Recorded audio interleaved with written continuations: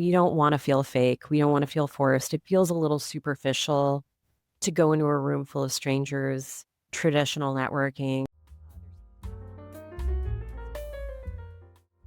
Hi, LJ here. In this video, I'm going to share with you a how-to guide for creative entrepreneurs to get out and network in a way that feels good, or at least okay. Because most creative entrepreneurs and artists I know hate it. They hate networking.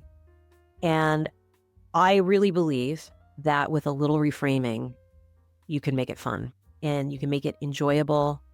You can make it at least palpable so that it's something that you can do on a regular basis. Because I will tell you that as a creative entrepreneur working in music and entertainment for 30 years, networking is one of the most important and vital components to growing your business out there.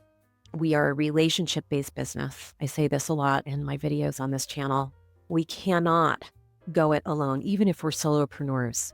We need other people. It's a mistake, in my personal and professional opinion, to skip over this step. Would just be so much more something to look forward to if you could do some reframing to make it more fun. I think I've cracked the code, and so I'm going to share that with you in this video. And if you like what you see here, like and subscribe. I appreciate your support so much. And now let's get into the video.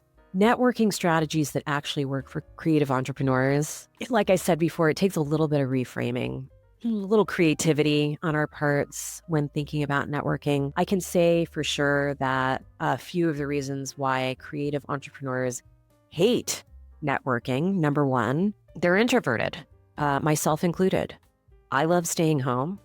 I love hanging with my cat and my husband. I love working on my own shit and solving problems and creating stuff that I'm really excited about. I prefer that over going into a room full of strangers and putting myself out there, being vulnerable. It's really uncomfortable. It can be really uncomfortable, especially in traditional networking settings. And so us introverts, if we have a choice, we want to stay home. We want to be comfortable in our homes and be in environments that we can give ourselves more energy. So that's probably the top reason why most creative entrepreneurs and artists I know anyway hate networking or traditional networking. The second reason is it feels fake. It can feel forced and fake. Most people I know in the business, we suffer no bullshit. Like, we don't want to feel fake. We don't want to feel forced. It feels a little superficial to go into a room full of strangers,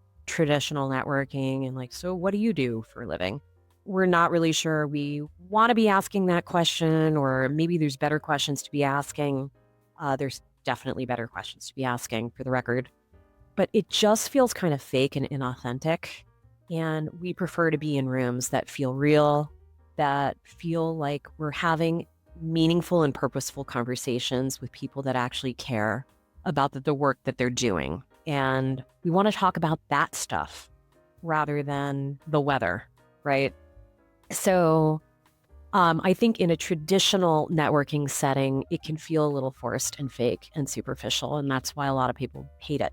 Finally, top third reason I can think of as to why creative entrepreneurs and artists don't want to do the traditional networking thing is because they come away from these experiences feeling like it just isn't fruitful. They didn't get the job or the contract that they were hoping to get going in. And that can be incredibly disappointing. You know, if you have your sights on landing a job or a contract, selling your goods or a service to somebody in the room, and you come away empty-handed, it can feel really disappointing. It sort of takes, the wind out of your sails, and it just sucks. If that's your expectation for networking, and it is for a lot of people who do traditional networking, I can see why you wouldn't want to do it again.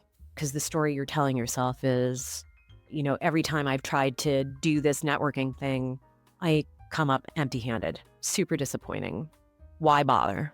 Knowing all of that, I would say that it's important to do a little reframing. And so now I'm going to talk about how to approach this before you even register for your next networking event or put yourself out there regarding your project, side hustle, business that you're working on. The first thing that I want you to think about is value add. So instead of going into a room with the thinking, oh God, I gotta get this thing for my business, I need people to give me stuff. Before that happens, try turning it around and reframing it to, what value can I add in this room? What value can I add in this room? It doesn't necessarily mean that it has to be like a skill set that you must apply and you have to figure out who needs your skill set. That could be part of it, but it could be that you're just asking great questions and you're listening. That's a great skill set that can be applied and a great value, because when people talk to you and you're listening, you're becoming, especially when you're deep listening, so you're being an active listener and you're genuinely curious about what they are sharing with you. People get two things, maybe even more, out of that experience with you. Number one, they get a sounding board with you. So they're able to talk it out with you. And by doing so, it might solidify some things for them about themselves, about what they want and where they need to go with their own business or project. Just by listening and being present, you are adding value in a room. So that might be one thing that you can think of to add value.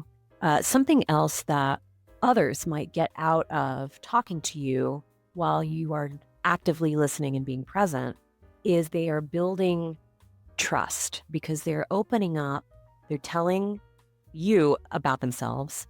And in doing that, they are building trust and connection with you. They feel closer to you. Now you know something about them and you can ask them even more questions. And asking better questions gets better answers. So it's really important to really listen and draw out with genuine curiosity more about what they're working on right now. So rather than asking a question like, hey, yo, so what do you do for a living? Ask an even better question. Hey, this is a really cool event, and I noticed that there are a lot of creative entrepreneurs in this room. You know, what are you working on that you're super excited about? And let them tell you. They might come back and surprise you. They might come back and say, I'm not really working on anything in the moment, but I am really excited about this, and this is something that I would like to be working on in the future. It could open a door to a really deep, meaningful, and purposeful conversation with someone. I love this because the pressure is completely off you. You are just being a present person, a present soul in a room for another creative to be able to share and feel safe. In learning about them, you can also determine what aspects of whatever they're working on gets you most excited. Perhaps there's an opportunity for a collaboration down the line. That's a bit of reframing, right? Instead of what are you going to do for me?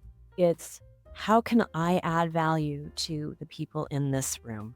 And a lot of it has nothing to do with your trade skills. It is actually just being a human being, showing up and being present and being curious and asking open-ended questions, even better questions to get interesting and in-depth answers that can spark new and deeper creative conversations with your network. Thinking about it that way, going into a room, how might I add value to the people in this room? How may I build genuine and authentic relationships with the people in this room, human to human, creative to creative, without trying to nail down this forced technique of we've got to figure out how a way to get me a job right now or get me a contract or work together right now, this minute. I really think that the reframing and the taking the pressure off comes from knowing. Traditional networking aside, I'm talking about resourced networking, which I'm going to be talking a lot about in this series of videos that I'm doing here on YouTube this month. Resource networking is leveraging your existing relationships and going deeper, building deeper relationships more meaningful relationships, more creative conversations without the pressure of trying to land anywhere. It is a long game play. So when you think about it that way, you can relax because there's no deal to close in this moment. If that happens, and it can happen, awesome, good for you. But the goal of resourced networking is to build meaningful and purposeful relationships with other creatives and creative entrepreneurs. That's the goal. And that reframing can make it so much fun. You don't have to worry about landing anywhere. You can just be yourself and listen and ask awesome questions. Relax knowing that you're going to follow up with people that you resonate with, and you're just going to keep this creative conversation going. So I invite you to reframe your thinking like that. And one way that I can share to remove the awkwardness, that feeling of imposter syndrome, like, oh, nobody's going to want to talk to me, or I've got to say something that sounds really impressive. Otherwise, people are going to think I'm fucking stupid, or, whatever the stories are that we tell ourselves that are negative. If you can just, I call it judgy wudgy, kiss judgy wudgy and put it on a shelf for a moment and just figure out how to help people. One of the best pieces of advice my dad ever gave me: people are suffering, people are struggling. Most of the time, we have no idea what they're struggling with, right? So if you're in a room networking, you can safely assume that every single person in that room is struggling with something, right? Because we're human. We have that in common. We may not all be struggling with the same things. Chances are not, but we are all struggling with something. And if you can figure out how to be helpful, that's amazing. What a beautiful offering. Again, it doesn't have to be your trade skills necessarily. It could be, but could it just be being human, being kind to other people in the room, talking about things that are purposeful and meaningful to you in a creative way will connect you with other people naturally. And then you don't have to worry about all the pressure being on you to be impressive. You're already impressive just by holding space for other people. I want to leave you with a worksheet. It's free. It's downloadable. You can grab it from the description box below. And there's going to be a number of ways for you to identify connections in a room instead of forcing like we do in traditional networking. I want you to take a breath and look at this list and see which of these ways to connect resonates with you best, feels like most natural and authentic to you, and try them out. Try them out in your next networking opportunity. And I want to just share a quick story before we wrap this video about setting networking up, especially resourced networking up for yourself as a system. Because networking is vital to growing a creative entrepreneurship business or a side hustle, it's something that should be done on a regular basis. And I know, we immediately, our heads go back to, it feels forced, it feels fake, I don't wanna, all these things. Remember, the reframing is just figure out how to add value as a human being.